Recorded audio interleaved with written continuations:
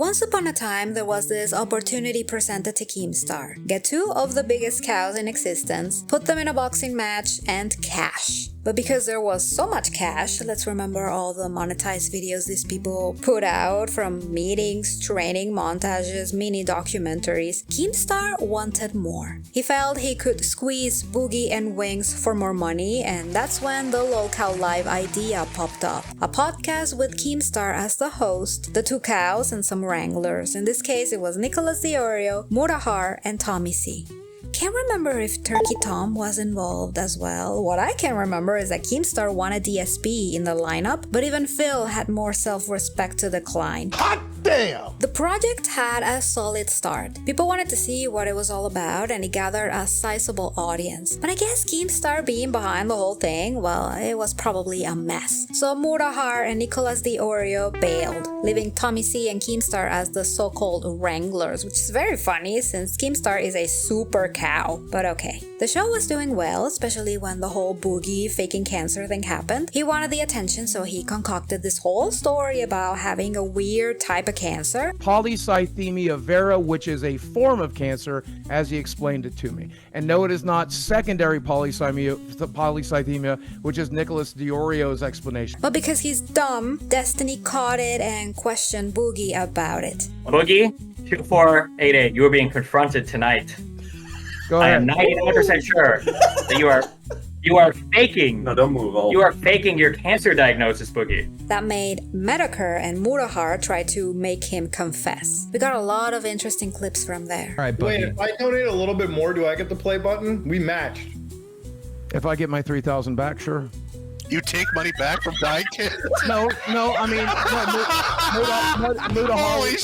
Mudahar would also have to give me my 3,000 back. Somebody clip that. But after those majestic streams, it all fizzled out relatively quickly, and Keemstar must have noticed that. He understood he needed more people on his side to put on the entertainment, so he thought of an interesting idea. Instead of sitting down and brainstorm ideas and topics like a good producer would, he created a full network. 24-hour live streams divided into sister channels, like a content farm but without the content. But people in the drama community didn't want to have anything to do with the show. So Keemstar thought, hey, I have a lot of Discord mods that are so thirsty for attention. How about if I give them each one a channel, and that way I have more probabilities of having a 100k subscriber channel, and a good chunk of money is going to my pockets. So that's basically LolCowLive Network. A bunch of shows about nothing, hosted by a bunch of doxers and gooner nobodies. You got Kalo up on a stream on fire saying, oh, well, I got Zayzudid's videos. You got Fupa sitting there, oh, well, I want to see him. You got Fupa literally asking for that shit. Here's when I was going to talk about each channel and the reasons behind the name, but believe me, they can be called LolCow Piss, LolCow Toilet, LolCow whatever name you can think of. It's the same. Nothing. There is no substance. The only thing they need to do is sell subscriptions however they can, so that's why the weapon of choice for all these channels is to dump a bunch of condiments on the hosts for money. There's approximately 10 plus channels, and the only thing different is the hosts. No theme whatsoever. But just because there's no theme doesn't mean there's nothing there. There is nothing there. But Keemstar relies a lot on drama and shock. Stirred up over here. I got people stirred up? Yeah, you get stirred up with that. And I don't want to see nothing happen to nobody. Yes, sir. Them or y'all. Yes, sir. That's fine. Are people upset? Yes. I'm apologizing. I'm sorry. It's just the way you say, I am a racist. I'm sorry. And this to me is where the trashy reality show connection is. Because Keemstar is an old guy, he probably remembers when reality TV was born and the many different shows that popped up after the 2000s. So let's take a little ride into the past to see why Keemstar's definition of fun is so juvenile and primitive. In my opinion, of course. I guess we can start from the very beginning with Candid Camera. It was created in the 1940s and it was about people pulling pranks on unsuspecting bystanders and recording it for the lols. Sounds familiar? Oh man, I asked you not to, man. What's wrong wrong with you, man? Quite a famous show, but I bet you haven't heard about this next one. American Family was a 1970s show that followed a good old American family in the USA just to capture the normalcy of a North American household. But oh boy, I don't think the producers knew that they were going to be filming a divorce from a cheating husband. But I think you're a goddamn asshole. And a kid figuring out his sexuality until fully coming out as gay. You went into your room one year and you didn't come out for about 2 more years. I know. Except at night when you lurched out the window. I know, but it was all frustration, you know. I felt so frustrated at being, I don't know, there's always been something in me that I could never understand.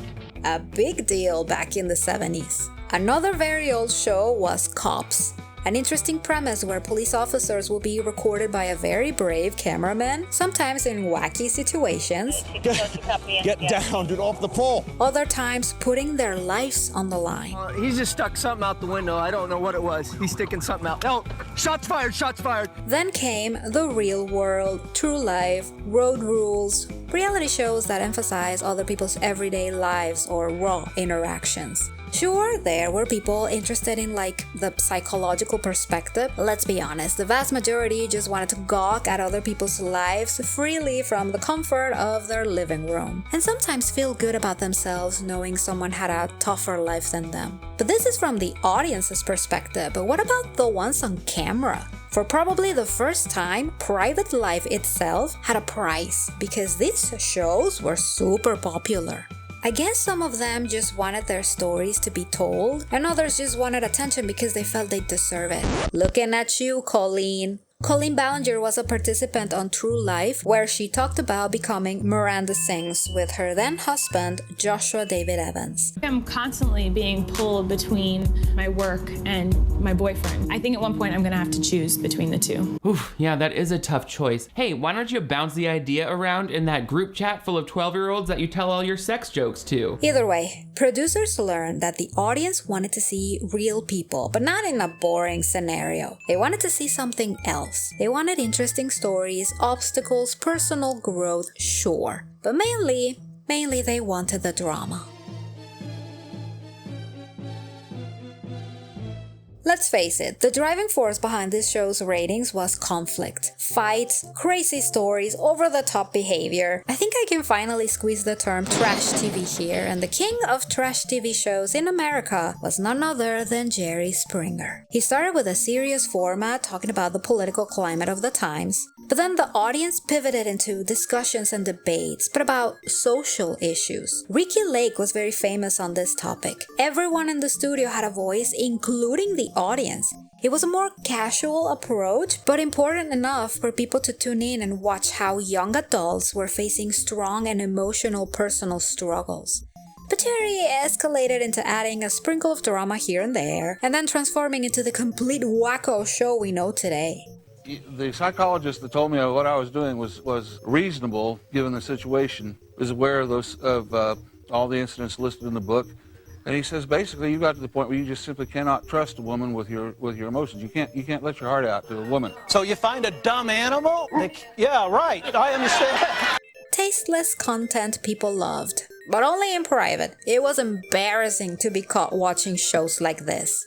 And across the pond, something similar happened. Jeremy Kyle was a life insurance salesman who jumped to the radio and made a pretty solid career over there. Then he jumped again to television, replacing another talk show, Trisha. The Jeremy Kyle show became infamous for using vulnerable people and exploiting them on camera. The word backstage said the producers will use people with substance abuse issues and deprive them of their drug of choice to get them violent and volatile. Jeremy will also involve himself mocking the guests, sometimes insulting them. Tell you, I will knock you out. Hey, yeah, well, I'm not happy you talking to me and looking at me like that. I tell you, I will knock you out. I like to the world to be a Every single human who offered their time to be in whatever type of storyline in these shows suffered the laughs and jokes of the audience, present and watching them on TV. But the crazy part is that there were times the same people we watched being brutally mocked and insulted will come back for more. Let's meet your lover for the last 8 months.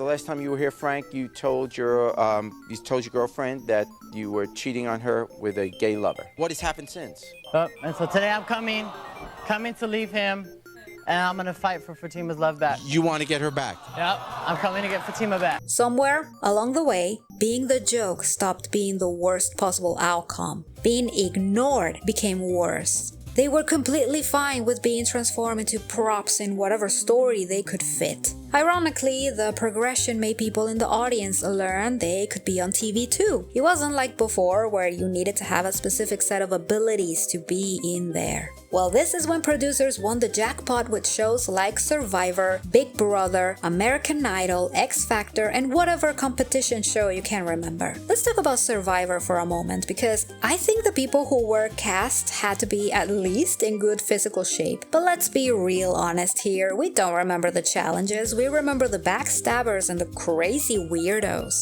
You're a sneaky, sneaky little girl, always ready to blindside someone. But I don't think you're ready for this one. Andrew. What? Oh, you guys.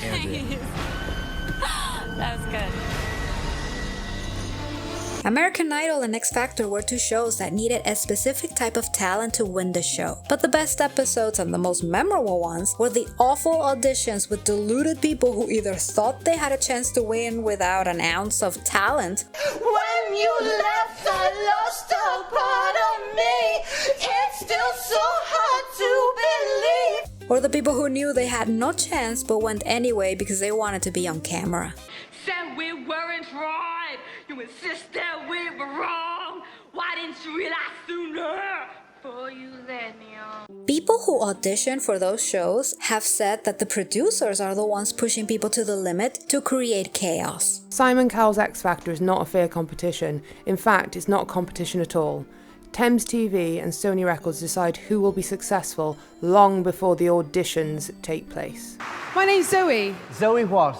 Zoe Alexander. I'm a Pink tribute artist. I got a phone call from the producer of the X Factor inviting me to the CIA in Cardiff to sing in front of the judges. I had to email them 5 songs that I wanted to sing on the day. So I sent them this. As you can see in my choices, no Pink songs. Within hours, he'd rung me back saying to me that they wanted me to sing a Pink song. I wasn't instantly convinced, but he basically said that if I didn't, I wouldn't be going on the show. Sorry, it's a no for now. You told me to sing a Pink song. I didn't want to sing a Pink song. You guys told me to sing a Pink song. Sing a Pink song. We never told you to sing a Pink song. I wanted to be me. You guys told me to sing a Pink song. They knew what would bring the ratings up, and it wasn't the singing. In my opinion, the biggest offender, and for obvious reasons the most popular one, is Big Brother. There were regular people trying to win a prize, knowing they were 24/7 being recorded live. And just like in the previous examples, the alliances, the crash outs, the fights were the ones bringing the views, not the competition.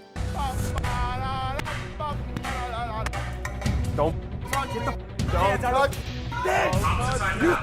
Stop. Keep coming with me there. There was an interesting moment where a woman accused a male contestant of punching her. I've got a little towel that I'm going to use. Ow! Woman beater. Go on, what? Bloody hurt. Did it, sorry? I was going to ask if you want your washing on, but I might shrink him instead. I might shrink them.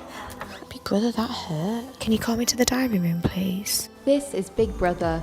Would Roxanne come to the diary room? I need to talk to somebody about something that's just happened that's made me feel really uncomfortable. There was no malice and hurt or anger in anything that I did. Can't believe you're letting somebody stay that's done that. Everybody watched it live. The audience knew she was lying, but not the people inside the house. They were divided because they didn't know what the hell happened, and we could see the male contestant breaking down in tears, thinking his reputation was over. It's trying to ruin my reputation. No, listen, Ryan, you're a really good man. Dan, it's perhaps worth thinking about why Ryan has not been removed from the house. Okay, so she's playing up to it. She said, I'm scared to be in the room. Oh my God, man, I can't even, honestly, man. Guys, if you was you, you'd be heartbroken, man. I've done nothing. The fascinating thing this show brought was a window into a specific personality's mind. This woman lied about being hit with so much ease, she forgot she was alive. Let's listen, let's listen. Don't share. Shit. Listen to me. It's not, don't be silly. They all know. They all know. Kinda reminds you of someone, right?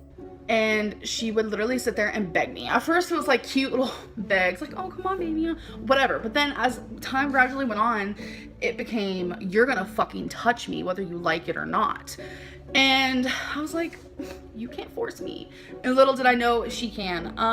Either way, millions of us willingly tune in every week to watch strangers embarrass themselves. This show taught something extremely valuable to producers and networks. Talent was very expensive, but drama was cheap and easy to produce. You didn't need actors, writers, or beautifully crafted sets and props. Just put ordinary people together, point a few cameras at them, and let humans be humans. Reputations died after this, or at least were severely bruised. But why stop there? Physical challenges were an easy gamble. Finding the best singer, the best dancer, the best comedian, that's easy. What about finding love? A frontier, reality TV explored, and poop all over. We have The Bachelor and The Bachelorette being the main culprits. You have a single person looking for love and a bunch of people fighting to win their love. Really cute concept, especially knowing that many of these relationships were actually successful. I believe the first Bachelor is still married to the winner and has a beautiful family. And he's not the only one, so the shows were actually good in that aspect. But just like the previous point, people were tuning in to see if the nasty bitch will be outed as a liar and a backstabber.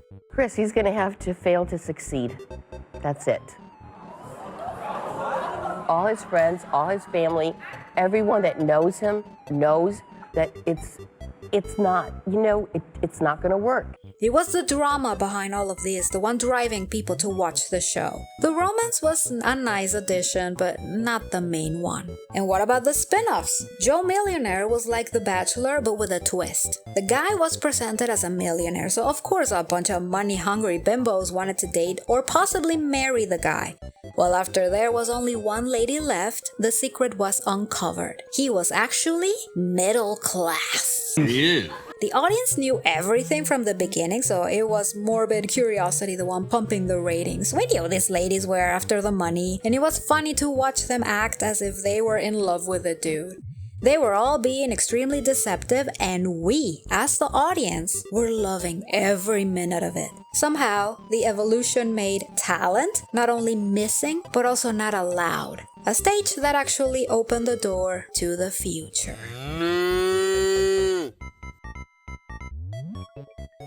So we have arrived at the final frontier, the moment producers learned from all of the above and reached a horrifying conclusion. Talent? Weird, violent, outrageous, unpredictable personalities were infinitely more profitable than any skill possible. I mean, we were talking about love, right? Well, let's continue. Flavor Flav was an 80s rapper who needed his career to be resurrected, so instead of pumping out good music, he decided to be on a dating show filled with women who were clearly after his money, and let's just say, taste and class were not allowed. Then I seen this girl in the back, she kinda went out of frame for a minute, but then she came back. Watch out, I think I was like, wait a minute, I know we don't have no dogs in here, but there's on my stairs. Oh, hey, yo. I'm like, where did this come from? And then out of nowhere, it's like, my stomach was just like, bitch, you got me. I'm like, I have to go to the bathroom. So like, it just like pushed itself out. Rock of Love was the same, but with Bret Michaels, Poison's vocalist. Well, Bret was on a mission to find love, which was weird, since he was dating his longtime partner, Christy Lynn Gibson, before, during, and after the reality shows. Before I bring any woman out there to meet my daughters, I would have to make sure that she is the right woman to fit my life. Yeah, oh, okay. A Shot of Love with Tila Tequila was quite a controversial show because Tila wasn't just dating dudes, but also women. And they all slept in the same bed. Now, I didn't know this, but Tila was called the Queen of MySpace and later became an adult content model. I guess she wanted to be a singer as well, and just like Flavor Flav and Bret Michaels, she picked a reality show instead of putting the time into creating good music. You better go down. People also didn't believe her being bisexual and was heavily criticized, but as far as I can remember, Tila lost her mind when a girlfriend of hers died, right? I might be wrong. I'm not gonna add the obscure shows because we will be here for hours.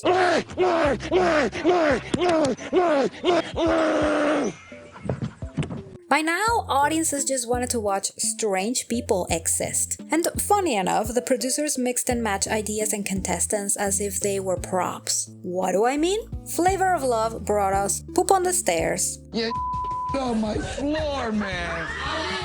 And I Love New York with Tiffany Pollack. And that show had a spin-off with Chance, a guy looking to date New York, but now he was the one picking a partner. What about Rock of Love? We have Daisy of Love following the same premise, and also Megan Wants a Millionaire. This one was interesting because Megan was looking at Bret Michaels' money and she was quite open about it, hence the spin-off she had.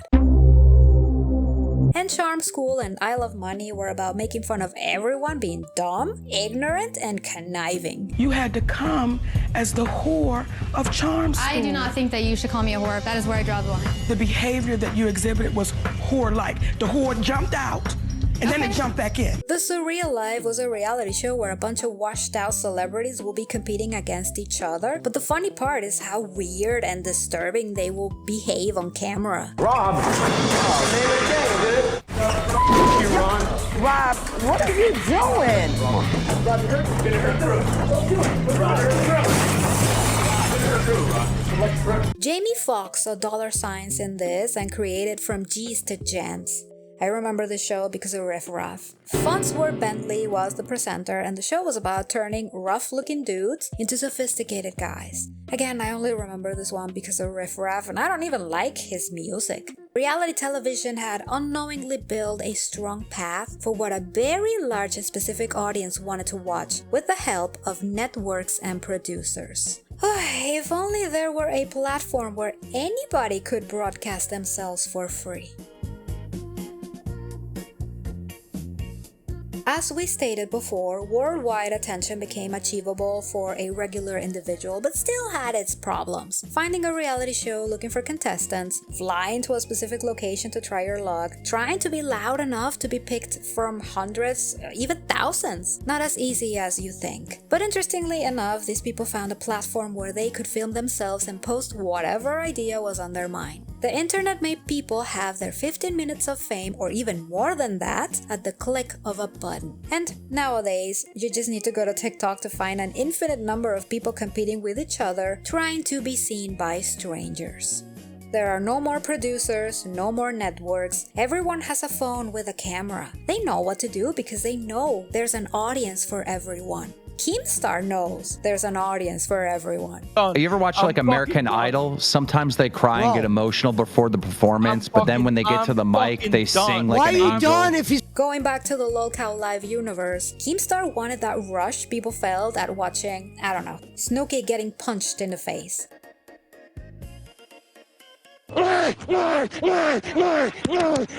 Cheap but controversial behavior that people can't look away from, like a car crash.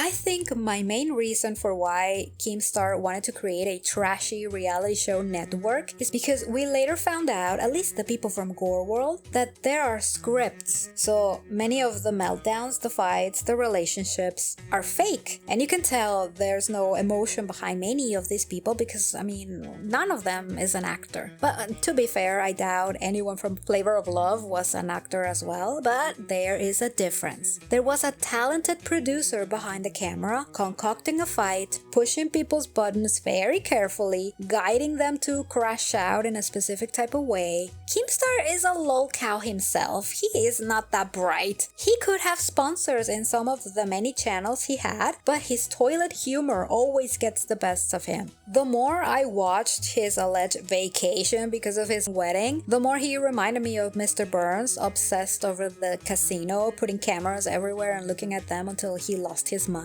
That is Keemstar right now, a man who was supposed to be on his honeymoon, going live multiple times a day, bitching about the views.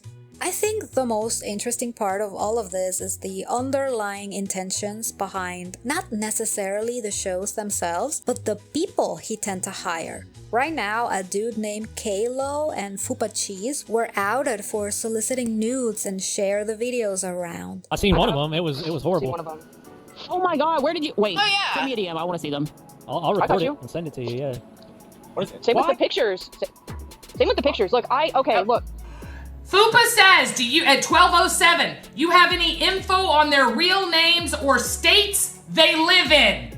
Gemini says, WTF? No. I did reach out to Gemini, and it's because when Gemini left, or when Amber left, Gemini left with her, and all of her fucking Am babies left as a group, and they were all hanging out in the VC. They were all kiki haha in another Discord, and so I was asking if he had information on those people. That's fucking illegal. So yeah, tell him, Foxy. Good job, Kalo. Yep, good job. I don't know where you got the video from. There's not a single video of me that isn't behind a fucking paywall. So if you're claiming you're watching explicit videos of me, somebody either leaked it, paid for it somewhere, whatever the fuck, and you're all implicating yourselves and saying you're sharing of this content. So yes, go ahead, keep going. Keemstar is a gooner. Fuck you guys. You fucking are beating your dicks too. You're flipping your beans too. So fuck off. Fuck off. As a boss, he could do something about it, but he does nothing interesting. But as long as these Discord people want to be famous, putting their reputation and self-worth on the line, Keemstar will have his fun. It's quite interesting that a lot of D-list celebrities manage to build careers out of being nobodies making a fool out of themselves. Just take Spencer Pratt, a now politician. I don't know about you, but I don't see Fupa Cheese surviving the LCU. TV remembers while the internet quickly forgets. I don't see a future on the LolCowLive universe either. The reputation is non-existent, and there's slim to no chance that another faking cancer crash out would bring Medicare or Nicolas Diorio. Who knows? Maybe new generations of cows can do the heavy lifting. But these are my thoughts. What about yours? Leave them in the comments. If you like the video, give it a thumbs up and subscribe to the channel. Take good care of yourselves and always remember, stay curious and question everything. Bye bye.